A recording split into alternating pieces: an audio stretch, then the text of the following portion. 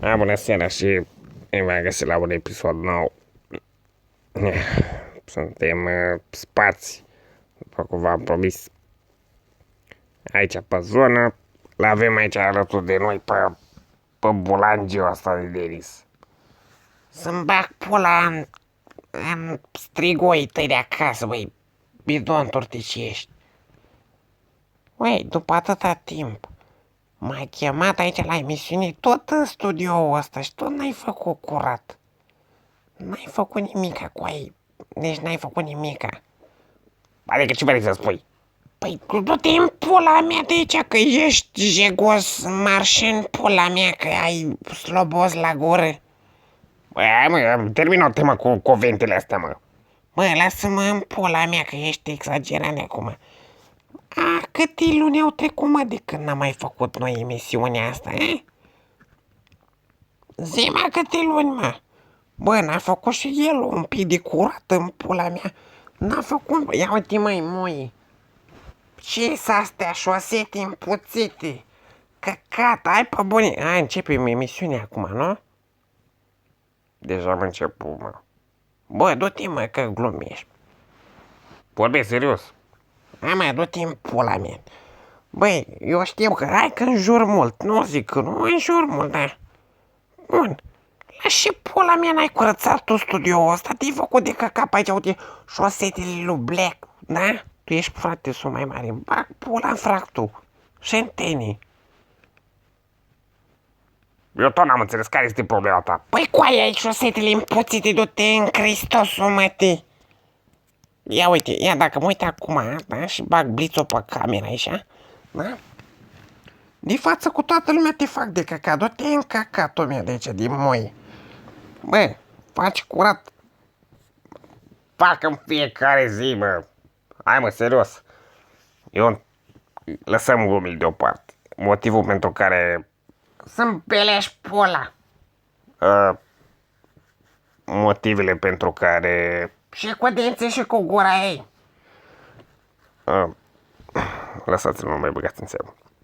Motivul pentru care am lipsit foarte mult de la această emisiune a fost pentru că am avut multe treabă și plus de asta n-am avut susținere, dar din partea unor persoane ne-a rugat să facem, să ne facem down blow aici, că le place pur și simplu, oamenilor le place să ne asculte, chiar dacă este un podcast mai ciudat așa. Și da, atenție, este limbaj vulgar, n-avem ce să spunem.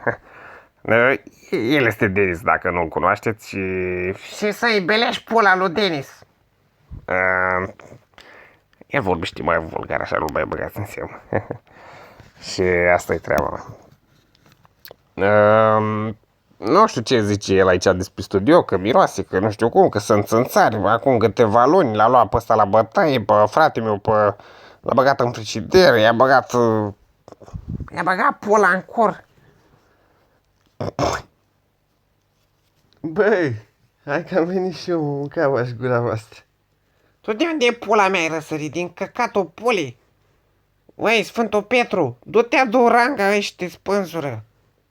O postesc în zurică cu ranga, băi. Tu ești nebun la cap, tu te auzi ce fel vorbești. Hai mă, lasă, mama. Du-te, mă, cum mă doare capul, îmi bag pula în masă. Mă chem la 12 noaptea la emisiunea ta, să ce? Să-i vălu asta șosetele împuțite, că cam aș pe viitorul tău. Ne-am obosit. Băi, tu deși foamele provii cu ai, să moară mama. Bă, adevărul că Blacky câteodată nu-și mai spală chiluți. Păi, e și dracu pe asta. Bă, asta știam, mă. Altceva mai nou. Este, mă, nu speli chiloții tingur, dar... Băi, tu știi că ai scoarță la cur. Păi, ce aveți, bă, nebunuri, mă? Vreți să vă arăt chiloții? Ia scoate chiloții acum să văd eu scoarța la cur. Hai, du-te în pula mea cu șmecheriile tale. Hai, Blacky, lasă că toată lumea știe că ai căcat la cur. Nu mai atâta și să mai dă, mă, nu ne mai... Bă, chiar îmi pare, chiar mi-era dor, mă, de voi, bulangiilor. Da, și nouă de tine să ne mai înjuri un pic așa. Nu te morți, mă. Hai, nu vorbim de morți. Să-mi bag pula în tine, mă, și în pălăria ta de cowboy. Asta nu era polistă. Să-mi bag pula în lista ta. Da, și asta e, chiar mi-era dor de emisiunea asta. Adevărul că da, mi-era dor.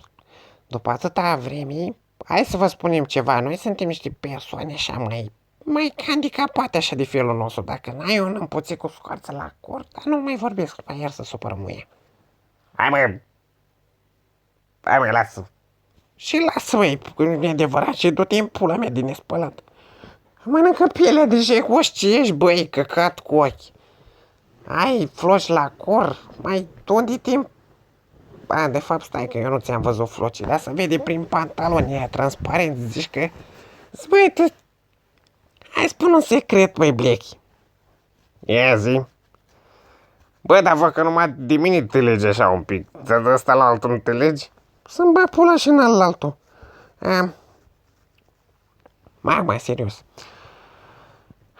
Mi-a fost doar de emisiunea voastră. De căcat. Mânca-mi pula pe uscat. A, ce-a făcut și el oribă, tată. Hai, mă. Bă, eu știi ce cred? Lui Denis i-a fost așa de dor, de asta a venit el la 12 noapte, l-a chemat la ora 12, în momentul în care înregistrăm, nu știu, chiar înregistrăm chestiile astea? Da, mă. Mai aduceți-vă, mă, draculeșă, din puții. Cămilii umblătoare, băga mi-aș pula în pantalonii voștri Băi, cum pula mea umbli, mă, în papuci la Kaufland? Te-am văzut ieri la Kaufland și pula mea luai ouă de scorțișoară, ca muie de struț și pula mea iei tu acolo condimenti, organe și... Bă, dar chiar, bă, voi ați văzut că se intră acum cu de-astea cu vaccin? Ați făcut, mă, vaccinaților? N-ați făcut nimica. Bă, nu știu, aici e o chestie discutabilă care o să o discutăm tora viitoare, știi? Adică e cam destul de complicat despre subiectul ăsta, știi? Delicat. Mânca mi pula de căcat. Na. Și mai vrei. Bă, acum că a apărut pandemia în România, Îmbelești pula lui Maria. stai mă să termin. Acum că a apărut pandemia lui Maria, păi, m-am luat după tine. Să de te dracu de prost. Mă, da, prost ești, mă. Ce vrei să spui, mă? Acum că a venit pandemia, Așa? ce faceți voi? Acum, da, trebuie să stați în casă, oamenii își pierd joburi, gen, nu e ok, știi? Dar tu ai job, mă? Tu ai blowjob, nu job. Ia o talua cum vorba, mă. Maxim, tag life. Du-te, mă, băi, pescărușule. Tu nu vezi că ai bodnița aia cu aia zici că ești elefant cu un tropan sus? Păi ori sunt pescăruș, ori sunt telefon. Mai că dracu te schimbi și tu. Mai schimbă vorbele, băi. Mi le schimb când îți schimb căcatul de la nas. Mânca mi-ai pula să-mi o sugi. Și râzi, elefantule, că tu ești la fel. Ce vreo diferență între tine și el? Da, tu ești mai prost. Bă, Ok, bă. Și nu așa e? Hai, bă. Hai, lăsați emisiunea acum, așa este. Da. Bă, chiar mi-era dor din jurăturile tale, bă. Du-te n-ai de aici de prost. Să-mi bag pula în tine și în prostul tău. Păi tu ești prostul meu. A, da? mamă, i-a dat maxim. Bă, chiloțare. În 2009 să mă apuci de coaie, că s-o copt amândouă, cum zicea românul ăla. E, uitat. Bă, să... Chiar suntem curioși așa să vedeți, băi, cât de căcați sunt oamenii ăștia? Bă, Hai, mă, lasă. Bă, chiar am fi curios, sincer, să vedem cam ce ați vrea voi, despre ce subiecte să abordăm. Dar în primul rând aș vrea ca să vedem, Denis, scuze că te întreb. Păi și mai întreba, mă, moi. Păi vreau să te întreb acum. Ia vezi dacă poți să mă întrebi, ce pula mea mă întrebi. Ai avut vreodată momente fericite? Dacă mă cac pe tine. Au, știu, mă, dacă am avut momente feri. Mai să-i un pic, am corona.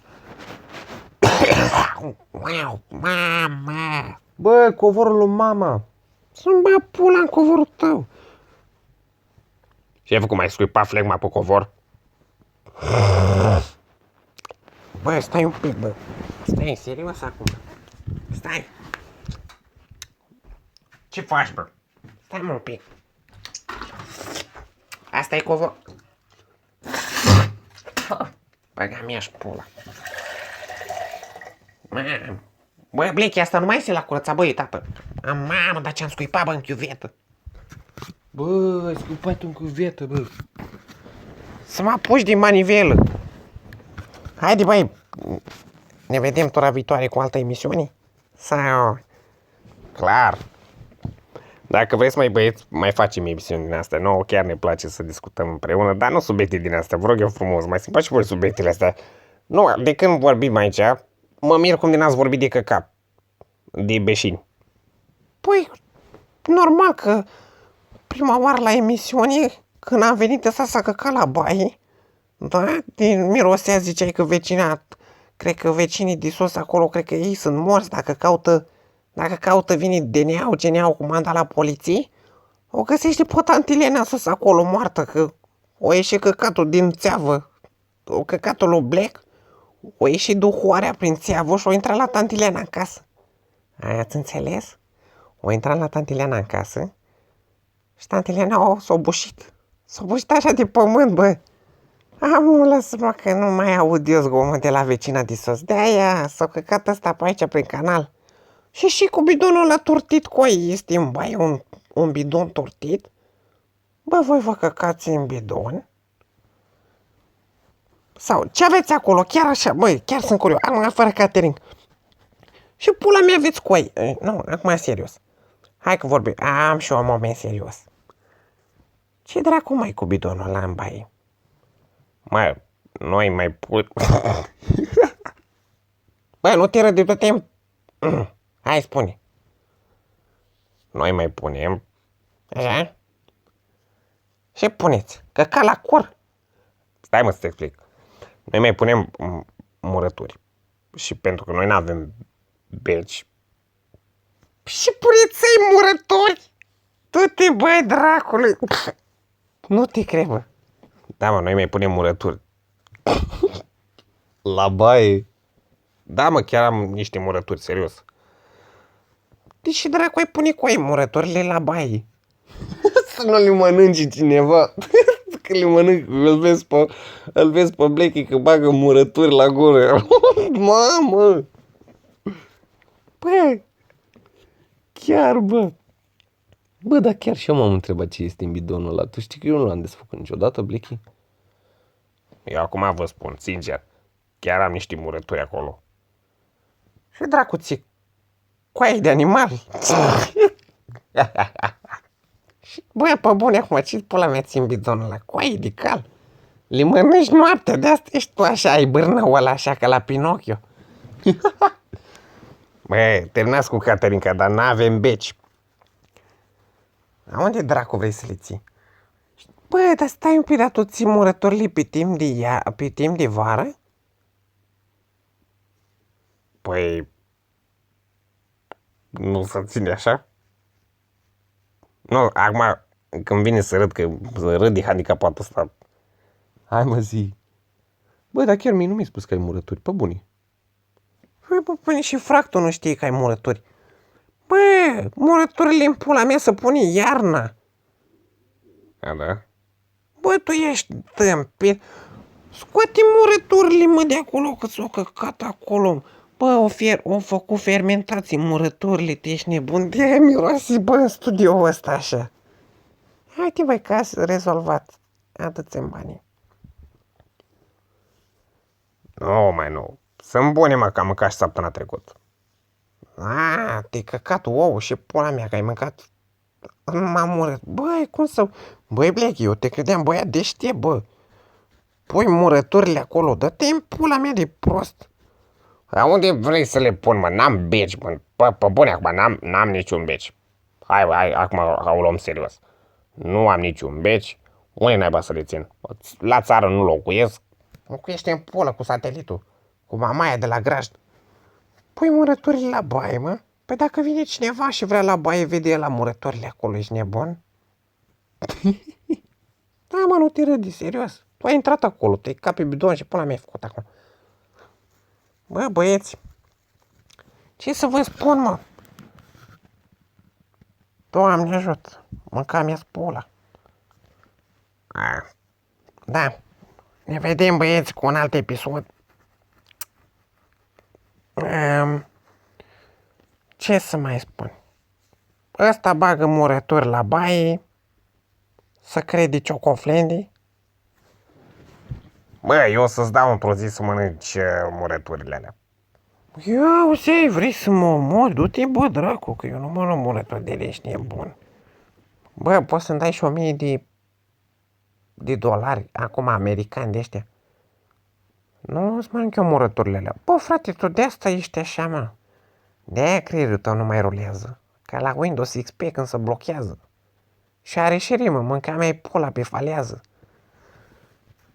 Da. Și dracu te scarpine așa, nu? Ai jec pe tine și dracu ai. Haide, băi. Lăsați-mă, dracu. Bă, adevărul că am avut și eu niște castraveți murați. Dar eu i-am băgat în canalizare acolo, unde e reci. Mai să bagi castraveți în... Da, mă, da. Și le-am dat la unul să mănânci. Eu vindeam borcane cu castraveți, le băgam acolo. Știi, la chiuvet acolo, că este, dacă ați locuit la bloc, dar ce să știți voi, că voi stați la graj cu câinii. Așa? Hai, bă, lasă-mă. Nu te pula mea, mă. Așa. Lasă-mă să vorbesc. Și... Ce băgai acolo la... Bă, du-te morții. Nu mai spun. Băgam acolo, dacă n-ați locuit așa, băgam acolo castraveții murați cu ei acolo, fermentau castraveții, sub chiovetă și le dădeam la clienți, mă, și făceam bani. Bine, eu furam castraveții, îți dai seama că nu-i cumpăram așa. Și îi lăsam să fermenteze, dacă îi cumpăram, păi mâncam și în pula mea.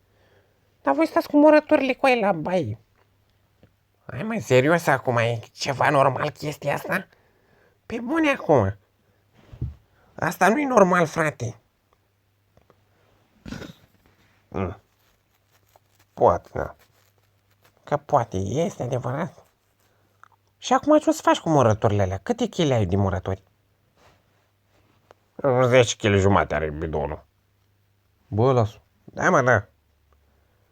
Cum mai coi tu ai lăsat la fermentat toată vara 10 kg de murături? Bă, închide emisiunea, bă, când vine să te bat. Închideți, mă, emisiunea, bă. Ia uite, are, cu ai murături. Băi, cum să închide asta, bă, când bag pula în el? Stai, mă, nu apăsa, bă, pe nimic.